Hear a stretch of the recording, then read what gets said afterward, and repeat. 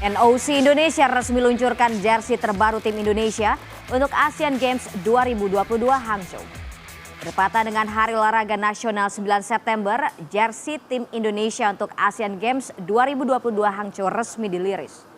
Jersey ini didominasi dengan pattern Garuda mulai dari kepala hingga kepak sayap yang mencerminkan kemenangan dan tantangan untuk mencapai puncak prestasi tertinggi. Serta emblem burung Garuda di sisi kiri dengan palet berwarna merah, putih dan hitam dilengkapi sentuhan emas. Sejumlah atlet turut serta memamerkan jersey dengan berjalan di atas catwalk, diantaranya pepanah Diandra Koirunisa dan pebasket Yuda Saputra.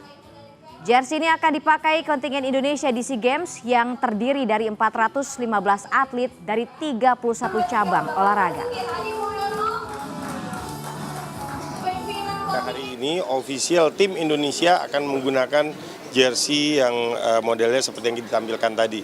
Mudah-mudahan ini akan memberikan semangat baru untuk semua tim Indonesia dan harapannya semangat ini juga akan membawa lebih banyak emas lagi dari semua multi event yang akan kita hadapi di hari-hari ke depan. Jersey ini yang bikin semangat saya juga baru dan Asian Games kedua buat saya juga ini semangat yang luar biasa dan saya suka banget sama bajunya hitam gini terus Garudanya tetap di dadaku gitu, terbaik.